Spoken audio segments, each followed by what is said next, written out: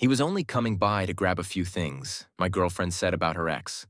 The first visit was 10 minutes. The second was 40. By the fourth time, he stayed for dinner and called it our house like he never left. I stopped asking questions and started packing. Hey viewers, before we move on to the video, please make sure to subscribe to the channel and hit the like button if you want to see more stories like this. The first time Tyler showed up, I actually believed her. It was a Tuesday night right after dinner when my girlfriend Amber wiped her hands on a dish towel and said it like it was nothing. Tyler is going to swing by really quick. He just needs to grab some stuff he left in the storage closet. Quick, that's the word she used. Quick is the word people use when they already know the thing won't feel quick, but they want you to nod anyway. I didn't love hearing his name, but I also didn't want to be that guy. The paranoid boyfriend, the controlling boyfriend, the insecure boyfriend. So I asked the simplest question I could. What stuff? Amber shrugged, like it was irrelevant. Just old things, a hoodie, some books, maybe a box. He texted me earlier. I nodded and pretended I didn't feel the small shift in my chest. That uncomfortable pull of your instincts waking up. The part of you that has been quiet for months because you kept feeding it reassurance instead of truth. We'd been together for 2 years. We lived in a small apartment on the 4th floor, right above a bakery that smelled like sugar and cinnamon every morning. I worked in operations and logistics. Amber worked in marketing for a small fitness studio. We had our routines, our groceries, our rent, our shared plans. Tyler was supposed to be the past. Amber called him her high school boyfriend, the one she outgrew, the one who never grew up. She talked about him like he was a mistake with a pulse. Someone she learned from, someone she tolerated because he had always been in her orbit. So when the buzz came at the door and Amber rushed to open it, smiling a little too wide, I told myself I was being dramatic. Tyler stepped in like he still had a key. He was taller than I expected, lean in that gym who doesn't lift heavy way, with the relaxed confidence of a man who's never had to fight for anyone's attention. His hair was damp like he'd just showered. His shirt looked new. His sneakers looked expensive.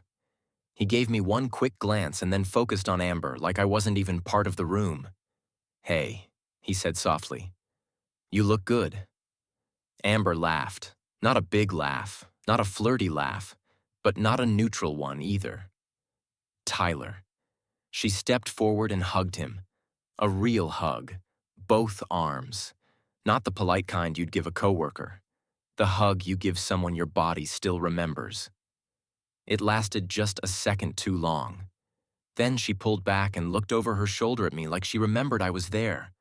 "Oh, this is Ryan, my boyfriend." Tyler held out his hand like he was doing me a favor. Ryan. Nice. His grip was firm and a little too confident, like a silent challenge wrapped in politeness. I nodded once. "Yeah." Amber cleared her throat and pointed toward the hallway closet. "Your stuff is in there." Tyler walked past us without saying excuse me and opened the closet like it belonged to him. He rummaged for maybe 90 seconds. Pulled out a faded gray hoodie, a half-crushed cardboard box, and a book that looked like it had survived multiple moves. Then he turned and looked at Amber again. "So you really still kept this?" Amber smiled. "I forgot it was even there." He laughed like that meant something. I stood by the kitchen counter watching, trying to hold my face in place. Tyler glanced around our living room. He noticed the new couch, the framed photo of Amber and me on the wall, the small plants on the shelf that I'd bought because she said the apartment felt too empty. "Nice place," he said. "You two did good. You two, like we were a team, like I was supposed to feel proud." Amber leaned against the wall, arms crossed, relaxed. "Thanks. It's been good." Tyler nodded slowly. "Yeah, I can tell. Feels like you." He looked at her like he was reading something on her skin. Amber's cheeks changed color slightly. I pretended I didn't see it. Tyler checked his phone. "I'll get out of your hair. Just needed my stuff. Appreciate it." Amber walked him to the door, and I stayed by the counter acting like I wasn't listening. But I was. Their voices dropped on purpose. The private voice. The voice you use when you want to pretend you're not being heard.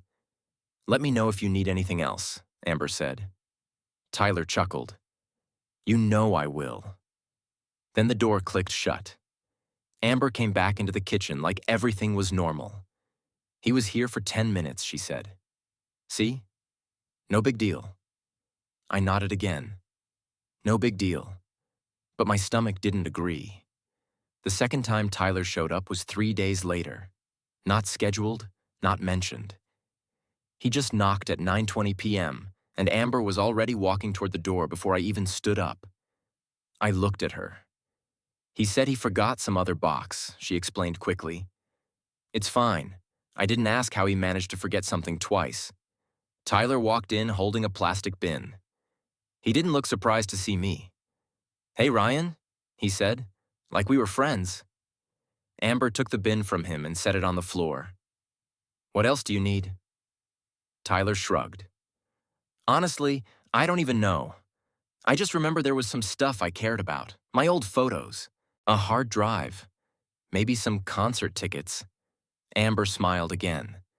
"I'll help you look." That's when I noticed something I couldn't unsee. She was excited. Not in a romantic way, maybe, but in a familiar way. Like someone had turned on an old playlist she pretended she didn't know by heart. Tyler and Amber kneeled on the floor in the living room, sorting through the bin. Their heads close, their hands brushing. Their laughter soft and easy. It wasn't loud. It was worse. It was comfortable. Like they were resuming something instead of revisiting it. I stood by the kitchen doorway with a glass of water I didn't drink and watched them find a photo strip from a mall booth. Tyler picked it up and grinned. "Oh my God, remember this?" Amber's mouth opened in surprise. "No way." She grabbed it out of his hands and held it close. Her fingers traced the image like it was delicate, like it mattered. Tyler leaned in. "Look at us. We were babies." Amber laughed again, eyes bright. "We looked stupid." Tyler smirked. "You looked hot. I looked stupid." Amber shoved his shoulder lightly, playful. "Shut up." My chest tightened. I felt heat behind my ears. Not rage, not jealousy. Just that heavy awareness that I was watching two people speak a language I didn't know. A language built from time I never got to share. Tyler glanced at me. "Sorry, man. Nostalgia trip. I'll be quick." He said it like he was polite, like he was respectful. But his eyes didn't carry respect. They carried amusement, like he knew I was stuck pretending this was fine. Amber looked over her shoulder at me, still smiling. "See? He's just grabbing things." Tyler stood up, holding the photo strip. "This one's mine," he said, tucking it into his pocket like it was a trophy. He finally turned toward the door with his bin. "Appreciate it, Amber. For real." She walked him out again. This time, she stayed in the hallway longer. I heard the door open and close. Then silence. Then a soft laugh. Then footsteps. Amber came back, cheeks flushed.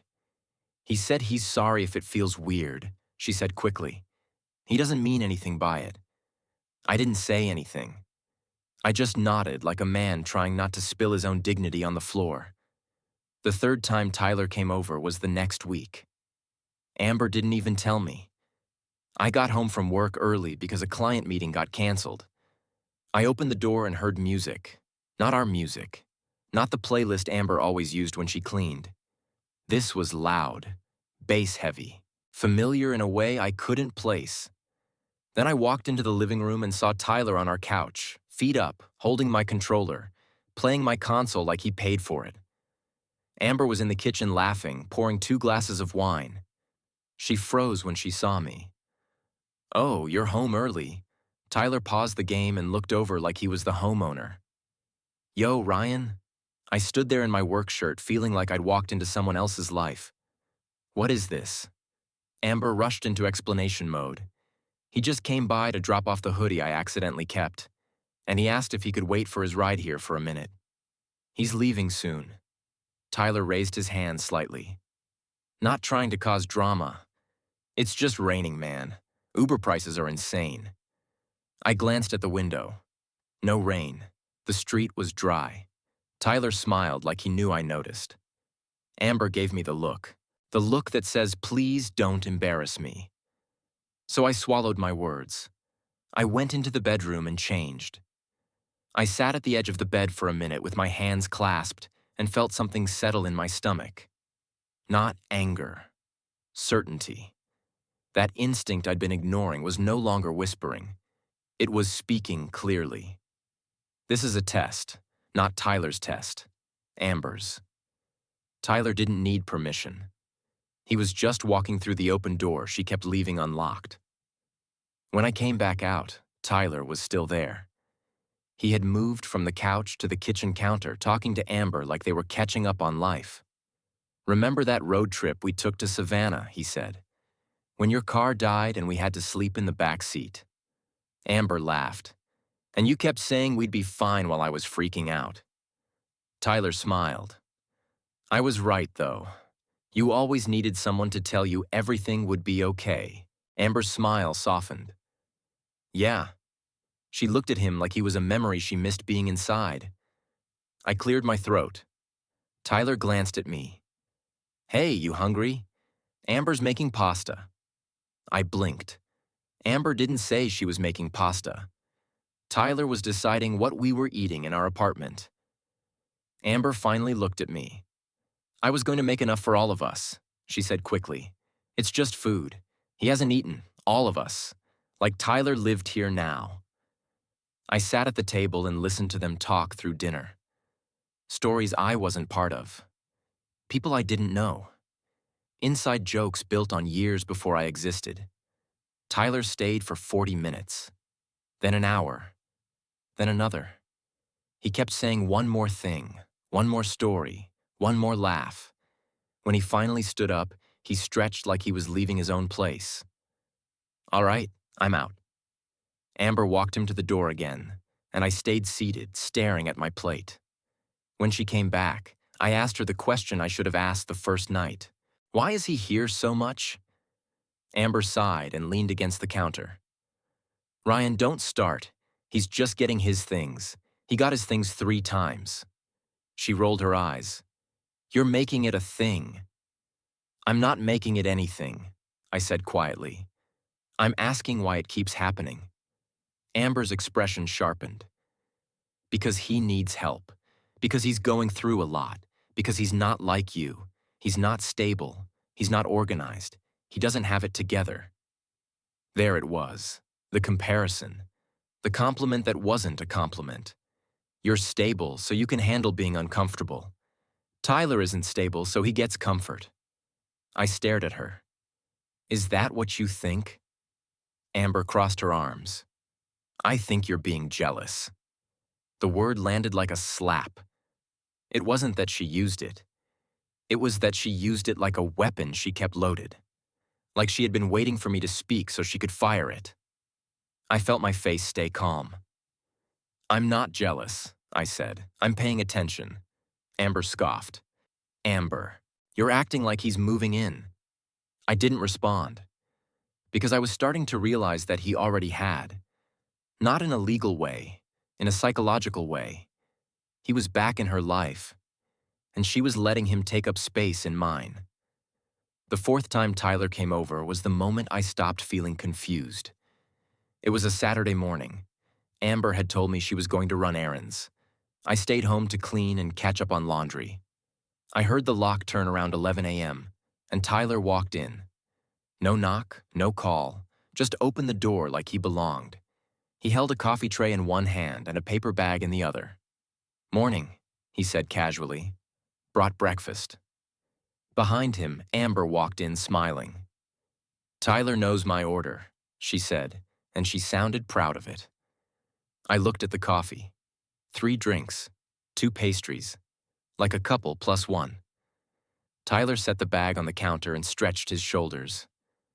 Man, this place feels the same. It's wild. The same. Like he was comparing it to when he lived with her. Amber laughed. Shut up. It's not the same. We changed everything. Tyler looked at her.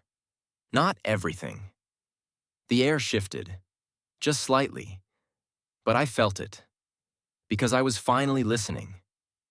I set the laundry basket down. So what are we doing today? Tyler looked at Amber like she was the one with the schedule. Amber glanced at me like she remembered I existed.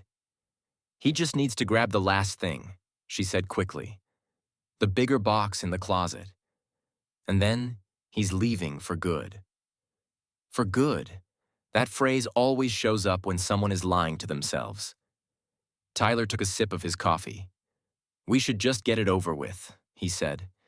Then we can relax. We can relax. My apartment, my morning, my time, our we.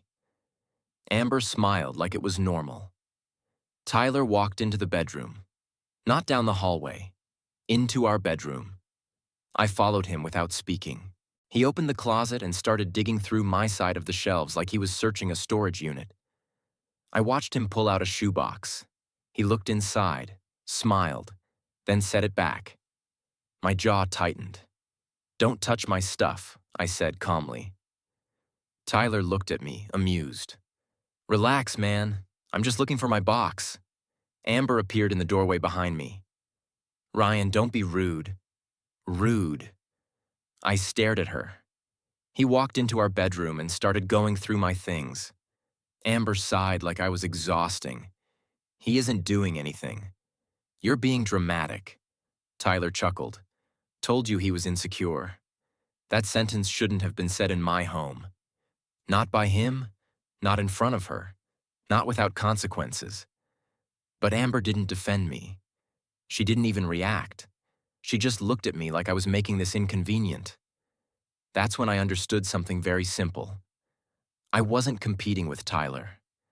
I was competing with the version of me Amber liked more, the version of me that stayed quiet, the version of me that paid the rent and swallowed disrespect, the version of me that made her life easy. I took a slow breath. Okay, I said. Amber blinked. Okay what? Okay, I repeated. If he needs to be here, let him be here. Her eyes narrowed, suspicious. That's all you have to say? Yeah. Tyler found his box in the closet and walked out holding it like he just won something. He stopped in the hallway. Hey, Amber, he said softly. You still got my number saved? Amber laughed. Of course. Tyler looked back at me. Good man, Ryan. Then he walked into the living room and sat down on the couch again, turning on the TV. Like he was staying. Amber stood in the hallway with me. See, she whispered. This is better. This is how you should be. Calm. I looked at her. I am calm, I said, but not for the reason you think. She didn't understand. She kissed my cheek and walked away, already relieved. I went into the bedroom, closed the door, and sat on the edge of the bed. Then I opened my notes app. Not to rant, not to vent, to plan. Because once I reached calm, I didn't need arguments. I needed logistics. That afternoon, Tyler stayed for lunch. Then he stayed for a movie. Then he stayed until the sun went down. At 8 p.m., he was still on our couch, laughing at something on TV while Amber curled up in the corner with her legs tucked under her. She looked relaxed. She looked happy. She looked like she had both worlds, her past and her present. And she expected me to just orbit around them like a silent satellite. At 9:15, Tyler's phone buzzed. He checked it and stood up. All right, I'm out. Amber stood too fast. Already. Tyler smirked. I'll be back. Gotta grab a couple more things. You know? Final. Amber walked him to the door and hugged him again. Both arms. The hug again. The same hug. The hug she hadn't given me in weeks. When she came back, she didn't even look guilty. She looked content. That night, after she fell asleep, I got up quietly and walked through the apartment. I looked at the couch I paid for, the TV I bought, the kitchen table I assembled. the router in the corner that kept her streaming and scrolling and pretending her life was effortless. I realized something else. Tyler wasn't stealing my girlfriend. Amber was lending her to him, because she missed the feeling of being chosen by someone unpredictable. And I was too safe, too reliable, too easy to ignore. The next morning, Sunday, Amber woke up and smiled at me like nothing was wrong. "I made coffee," I said. She kissed me quickly and picked up her phone. Then she froze. "Why is the internet not working?" I looked up from my mug. "It should be." She tapped her phone again. "No, the Wi-Fi is gone." I took a sip of coffee. I canceled it. Amber stared at me like I'd just spoken another language. "What?" I nodded toward the router on the floor. I packed it. Her mouth opened. "Ryan, what is wrong with you?" I set my mug down gently. "Nothing is wrong with me. But something is wrong with this." Amber's eyes flashed with anger. "You're seriously doing this? Over Tyler?" "I'm doing it because you let him treat me like a guest in my own home." Amber scoffed. "You're being jealous again." I didn't argue. I didn't shout. I didn't beg. I stayed quiet. Because she had trained me to only be heard when I stopped caring. I walked into the bedroom. I pulled the duffel bag from the closet. Amber followed, voice rising. "Ryan, stop. This is insane." I didn't respond. I started folding shirts, each one placed with precision, each one a measured breath. Amber's voice turned sharp. "You can't just leave. This is our apartment." I kept packing. She stepped closer. "Say something." I finally looked up. "You told me I was being dramatic when I asked why he's here. You told me I was insecure when I asked for respect. You told me I'm rude when I asked him not to touch my things. So I'm done asking." Amber's face tightened. "So you're just giving up?" "No," I said. "I'm finally choosing myself." She stared at the suitcase like it offended her. "Where are you going?" I zipped the bag shut. "Somewhere I'm not competing with your past." Amber's eyes filled with something like panic, but it didn't look like love. It looked like inconvenience. "You're throwing away 2 years." I nodded once. "You already threw it away. I'm just cleaning up the mess." She reached for my arm. "Ryan, don't do this. You're overreacting." I stepped back. "I'm reacting correctly. There's a difference." Amber's phone buzzed on the dresser. A text. She glanced at it without thinking, and I saw the name on her screen. Tyler. Her face softened instantly, like a dog hearing its owner's voice. She realized too late what she'd done. She locked her phone, but I didn't need to see the message. Seeing the reflex was enough. I grabbed my bag and walked toward the door. Amber trailed behind me. "Ryan, please, just talk to me. He isn't staying. He just needs time." Time. The word again. The word that means space for him. Silence for me. I opened the door, and I paused with my hand on the knob. This part mattered, because I wanted the last thing she heard from me to be something she couldn't twist later. I turned back. "Tell Tyler he can keep coming by," I said. Then I looked her in the eyes, because he won't have to leave. I stepped out and closed the door gently behind me. The hallway smelled like stale carpet and someone else's cooking. It felt like freedom. I went straight to my car, sat behind the wheel, and exhaled. My phone buzzed. Not Amber. A notification from the landlord app. Rent due in 5 days. I opened it, changed the payment settings, and removed my account. Then I sent a short email. "I will be moving out today. I will cover my half through the end of the month. Please send the next lease renewal to Amber only." It was done. Clean. No drama, just consequences. I drove to my brother's place across town. He opened the door, looked at my bag, and didn't ask questions. He just nodded and said, "You want a beer?" I did. That night, my phone lit up with missed calls. Amber. Then unknown numbers. Then Amber again. I blocked her after the fourth call. Silence returned. The next afternoon, I got a single text from a different number. "Ryan, it's Amber. Please call me. I deleted it. I wasn't cruel. I was finished." 3 days later, a message came from Tyler. "Yeah, Tyler. He found my number somehow, or Amber gave it to him. Either way, it was a single sentence. Bro, you didn't have to dip like that. She's a mess." I stared at it. Then I smiled. Because the irony was clean. He came back for leftovers, and he found the kitchen empty. I typed 3 words. "She's your problem." Then I blocked him too. 2 weeks later, I ran into Amber in a grocery store. Not on purpose. She was standing in the cereal aisle in sweatpants with dark circles under her eyes. Her hair was pulled up in a messy knot. She looked smaller. Not physically, emotionally. Like the version of her that always relied on someone else was finally exhausted. She saw me and froze. "Ryan," she whispered. I nodded once. "Amber." She took a step closer. I messed up. I didn't answer. She swallowed hard. "Tyler isn't even talking to me anymore. He got what he wanted and disappeared. He said I was too much." I looked at her calmly. Of course he did. Tears filled her eyes.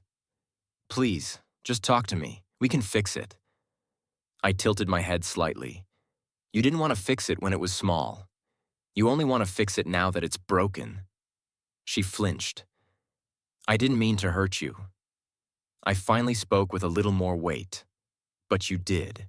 And you watched it happen like it was entertainment." Amber shook her head. "No. I loved you. I kept my voice steady. You loved what I provided. You loved the stability. You loved the rent being paid and the fridge full and someone who never embarrassed you. But you didn't respect me." Amber opened her mouth like she was going to argue, then stopped, because there wasn't anything left to defend. She looked down at her cart. "I don't know what to do now," she whispered. I took one step back. "That's the part you never planned for." She looked up, eyes pleading. "Ryan, please." I exhaled. Not with anger, with closure. "I hope you figure it out," I said, and I meant it. But I wasn't going to be the one who figured it out for her. I turned my cart and walked away. Not fast, not dramatic. Just final. That night, I went home to my new place. A smaller apartment, a cheaper couch. A life that didn't require me to accept disrespect to keep the peace. I cooked dinner. I ate in silence. And for the first time in months, that silence felt like safety. Thanks for watching.